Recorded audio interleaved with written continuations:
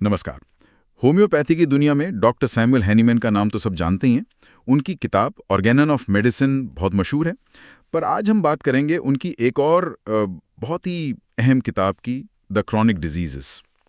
इसे कई लोग ऑर्गेनन का ही एक तरह से अगला भाग मानते हैं। तो आज हम इसी पर थोड़ी गहराई से बात करेंगे। हमारे पास इस किताब का एक रिव्यू भी है।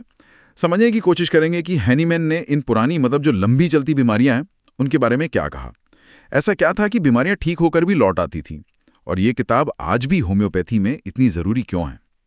तो चलिए शुरू करते हैं। सबसे पहला सवाल तो यही आता है कि भाई ऑर्गेनन तो थी ही, फिर ये किताब क्यों लिखी हैनीमैन ने? कुछ अलग था क्या पुरानी बीमारियों में? हाँ, बिल्कुल। देखिए, हैनीमैन ने प्रैक्टिस में ये देखा कि कई मरीज थे जिनके तीव्र लक्षण जो एकदम से आते थे, उनका इलाज तो वो सफलतापूर्वक कर लेते थे, पर फिर भी बीमारी जड़ से नहीं जा रही थी। या तो वो बनी रहती थी या कुछ टाइम बाद किसी नए रूप में वापस आ जाती थी। अच्छा। तो ये उनके लिए एक पहेली जैसा था। अच्छा। और इसी का जवाब ढूंढते हुए उन्होंने पुरानी बीमारियों की जो गहरी जड़ें हैं उनको समझने की कोशिश की, और यहीं पर उन्होंने वो सिद्धांत दिया जिसे माइज़म्स कहते हैं। माइज़म, हाँ, ये शब्द होम्योपैथी में बहुत सुनने को मिलता है। ये क्या चीज़ है हैनीमैन के हिसाब से, क्या था ये? देखिए, हैनीमैन के मुताबिक माइज़म्स जो हैं वो पुरानी बीमारियों की तह में बैठी हुई गहरी प्रवृत्तियां हैं, या आप कह सकती हैं कि एक तरह की रोग छाप है। रोग छाप, इंटरेस्टिंग। हाँ, उन्होंने महसूस किया कि शरीर में कुछ पुरानी दबी हुई बीमारियों के निशान जैसे रह जाते हैं, और वही बाद में अलग अलग क्रॉनिक बीमारियों के रूप में सामने आते हैं। उन्होंने 3 मुख्य माइज़म बताए।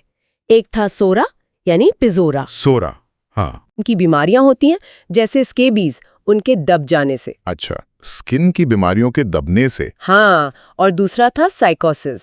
इसका संबंध उन्होंने जोड़ा दबे हुए गोनोरिया से और त्वचा पर जो मस्से जैसे उभार बन जाते हैं उनसे। ओके। और तीसरा सिफिलिस। इसका ताल्लुक जाहिर है दबे हुए सिफिलिस से था। हैनीमैन ने लिखा भी है किताब में कि सच्ची प्राकृतिक पुरानी बीमारियां वो हैं जो एक क्रॉनिक मायाज़म से पैदा होती हैं, और अगर उनका सही इलाज ना हो तो वो बढ़ती ही जाती है, बिगड़ती जाती है। तो इसका मतलब ये हुआ कि हैनीमैन कह रहे थे कि जो बाहर दिख रहा है लक्षण है, जैसे स्किन पर रैश आ गया या खुजली हुई, उनको बाहर से कोई क्रीम वगैरह लगाकर दबाना ठीक नहीं है, ये खतरनाक हो सकता है। बिल्कुल, यही उनका एक बहुत बड़ा पॉइंट था, जिसे सप्रेशन या दमन का सिद्धांत कहते हैं। उनका मानना था कि जब आप बाहरी लक्षणों को, जिन्हें वो सिर्फ बीमारी का बाहरी संकेत मानते थे, उन्हें जबरदस्ती किसी लोकल एप्लीकेशन से या पारंपरिक दवा से दबा देते हैं, तो वो बीमारी अंदरूनी अंगों की तरफ मुड़ जाती है और फिर ज्यादा गंभीर रूप ले सकती है। तो असली इलाज तभी होगा जब जड़ यानी कि वो जो मायाज़म है उसका इलाज होम्योपैथिक तरीके से किया जाए। ये तो बिल्कुल अलग सोच है। तो फिर इन गहरी जड़ों, इन मायाज़म से निपटने का रास्ता क्या बताया उन्होंने? क्या इनके लिए कोई खास दवाएं हैं? हाँ, बिल्कुल। किताब का एक बड़ा हिस्सा असल में एंटीसोरिक दवाओं पर ही है। एंटीसोरिक? हाँ, मतलब जो खास तौर पर सोरा मायाज़म को टारगेट करते हैं। इसमें आज भी इस्तेमाल होने वाली बहुत सी दवाएं हैं। सल्फर है, लाइकोपोडियम, सीपिया, सिलिशिया, ऐसी कई। इनकी बहुत डिटेल लक्षण सूची किताब में दी गई है। अच्छा, और ये सूची बनी है प्रूविंग्स, यानी स्वस्थ लोगों पर दवा के क्या असर होते हैं उसके अध्ययन से, और साथ ही क्लिनिकल अनुभवों से। और यहीं पर एक और जरूरी बात आती है। हैनीमैन ने इस पर बहुत जोर दिया कि खासकर पुरानी बीमारियों के इलाज के लिए मरीज की पूरी कहानी जानना बहुत जरूरी है। पूरी कहानी मतलब उसका पूरा मेडिकल इतिहास, उसकी शारीरिक बनावट, मानसिक स्वभाव, उसकी जिंदगी के हालात कैसे हैं, उसके सारे छोटे बड़े लक्षण, हर चीज। अच्छा, पूरी पर्सनालिटी एक तरह से। हाँ, बिल्कुल, क्योंकि तभी सही मायाज़म और उसके लिए जो सबसे सटीक दवा है उसका चुनाव हो सकता है। हर मरीज के लिए अलग, बिल्कुल व्यक्तिगत इलाज। तो ये किताब स्ट्रक्चर्ड कैसे है? मतलब इसमें सिर्फ थियरी है या दवाओं के बारे में भी है? नहीं, इसमें दोनों चीजें हैं। पहला हिस्सा जो है वो सैद्धांतिक है।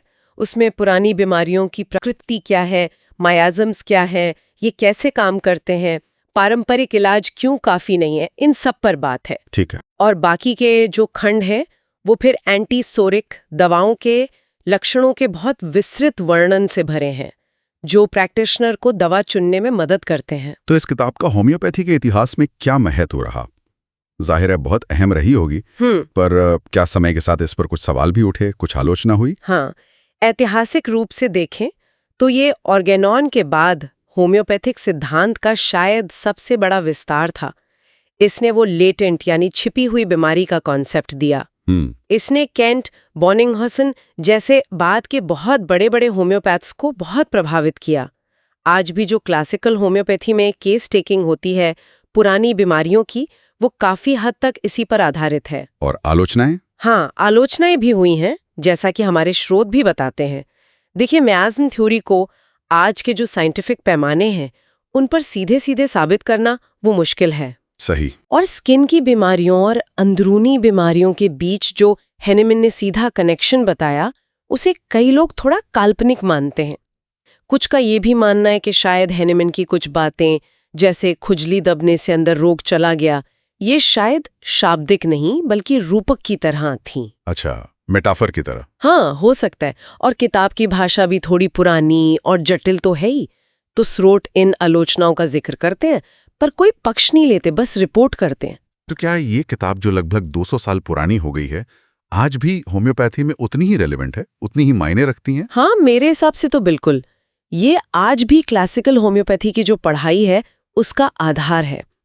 माइज्म का विश्लेषण आज भी बहुत से होम्योपैथ्स पुरानी बीमारियों को समझने और उनका इलाज करने में इस्तेमाल करते हैं। भले ही तरीका थोड़ा बदल गया हो। हाँ, हो सकता है कुछ आधुनिक प्रैक्टिशनर्स इसे ज्यादा प्रतीकात्मक रूप में देखें या व्यक्ति की साइकोलॉजिकल और जेनेटिक प्रवृत्तियों से जोड़कर देखें, लेकिन कॉन्सेप्ट इस्तेमाल होता है। और एंटीसोरिक दवाएं तो आज भी उतनी ही महत्वपूर्ण है जितनी तब थीं। तो कुल मिलाकर हम कह सकते हैं कि सैमुअल हैनिमन की द क्रॉनिक डिजीजेस एक वाकई में दूरदर्शी किताब थी, जिसने पुरानी बीमारियों को देखने का एक बिल्कुल नया नजरिया दिया और होम्योपैथिक इलाज की बुनियाद को और पुख्ता किया। हाँ, और ये सिर्फ थ्योरी या दवाओं की लिस्ट भर नहीं है, ये एक तरह का फिलॉसफिकल फ्रेमवर्क भी देती है। ये प्रैक्टिशनर को एक तरह से चैलेंज करती है कि वो सिर्फ ऊपर के लक्षणों को न देखे, बल्कि मरीज की जो अंदरूनी रोग प्रवृत्ति है उसको समझे, मतलब व्यक्ति का समग्र रूप से इलाज करे। बिल्कुल। चलिए, इस चर्चा के आखिर में एक सवाल श्रोताओं की सोचने के लिए छोड़ते हैं। अगर हैनिमन का ये मानना सही था या उसमें कुछ सच्चाई थी कि बाहरी लक्षणों को दबाने से बीमारी अंदर जा सकती है, तो आज के समय में जहां हम देखते हैं कि लक्षणों को फटाफट दबाने वाले इलाजों का कितना चलन है, उसका व्यक्ति के लॉन्ग टर्म स्वास्थ्य पर क्या असर पड़ सकता है? शायद इस पर सोचने से हमें सेहत को लेकर कोई नई दृष्टि मिले।